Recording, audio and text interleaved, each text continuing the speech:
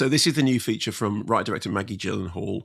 If you remember, she made The Lost Daughter. Who did you interview for Lost Daughter? I interviewed her. You interviewed her, and she's great. She's like really smart and really eloquent, and talks a really good film. I think it's her. It was her and Olivia Colman. I think that's right. That's a very good double bill. The Lost Daughter was, I think, cost around 5 million. This is closer to 80 million, so 15 times the budget.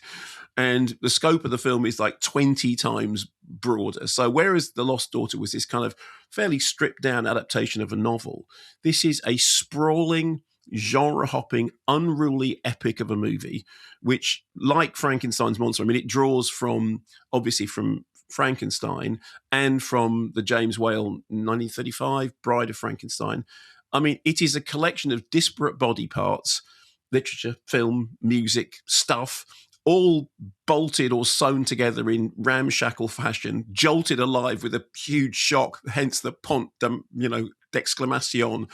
And it's not so much, everything but the kitchen sink as let's throw everything into the kitchen sink and then see what floats. So it opens with a dead Mary Shelley narrating from beyond the grave, telling the story of how, having written Frankenstein that everybody knew about, she then died of a persistent illness. I think it was now thought to be a brain tumor, and ranting that Frankenstein wasn't the real story. The real story was the story of, and I will interpret this for broadcast, the mother fruit-caking bride.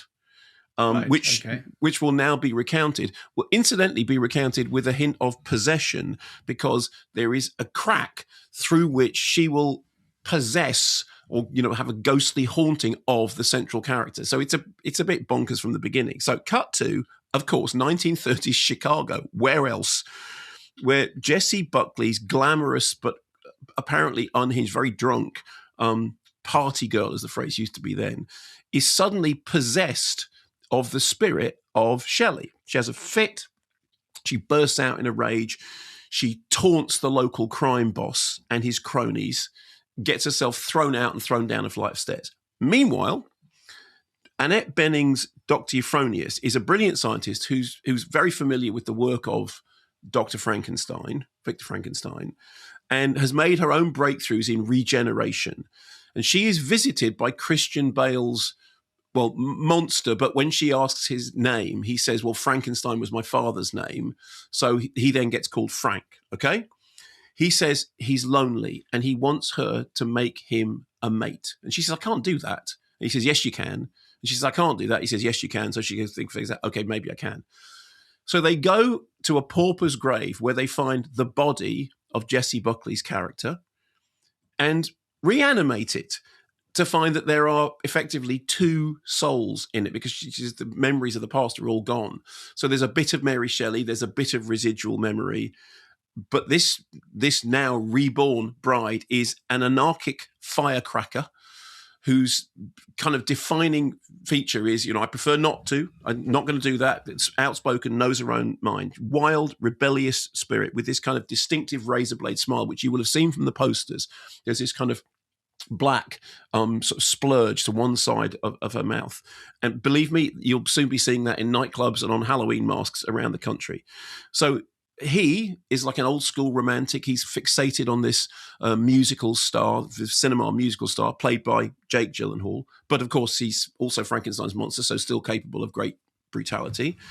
And she is absolutely, this buzzing, rebellious spirit.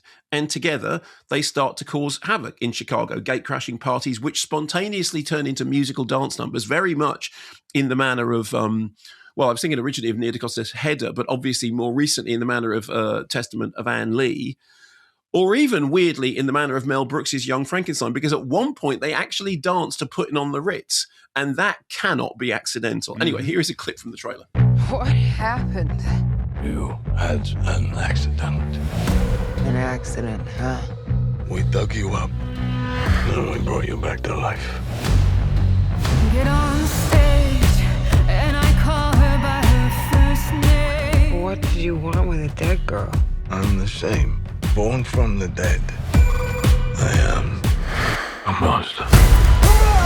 Yeah, so am I. So they're also they're Bonnie and Clyde. You know, they start to become local legends. In particular, her black lips, black tongue, and that razor blade sort of splatter on her face becomes adopted by people as they become kind of local heroes, and it becomes like a riot girl, rebel girl statement, and inspired by this character who's everyone's talking about. People start to adopt her look and her attitude, and they're rebelling against the patriarchy. I mean, at one point, a character actually says, "Yeah, me too." Me too, says it a number of times, just in case you missed it the first time. Meanwhile, Peter Sarsgaard, who, of course, you've had the whole conversation about, yes, who's Maggie Gyllenhaal's other half. Yes, and of course is the son of Stellan Skarsgård. They're all part of one big happy family. They all love it. They all love it. Is the detective on their trail with his far smarter assistant, played by Penelope Cruz, actually doing the crime solving and shaping up as the real force behind their partnership. So the film was all shot on IMAX certified digital cameras. The score is by Hilda Gudnadottir. It says in the wiki entry that it was originally Johnny Greenwood, but it ended up being Hilda Gudnadottir. The result is a game of many halves. As I've said before, I kind of made that comparison about a reanimated body with all these different bits strapped together. Some of the bits work brilliantly, some of them don't work so well. On the plus side, it is as ambitious as it is bonkers. I mean, this is not a film that anyone ever workshopped. This is not a film when a group of executives sat down and said, well, we should do this and then we should do this. This is the singular vision of Maggie Gyllenhaal. And whether you like it or not, and I think there'll be people who don't, it is clearly the film that its writer-director set out to create. It looks terrific. Jessie Buckley walks on water, frankly, and can do anything. And Christian Bale is impressively dorky and pathetic in the true sense of pathetic, as in pathos-laden as the monster. It's also very clearly an out and proud feminist take on the Frankenstein narrative. The fact that it's the bride, not the bride of Frankenstein, but the bride! Exclamation mark. So that's all that is hardwired into its DNA.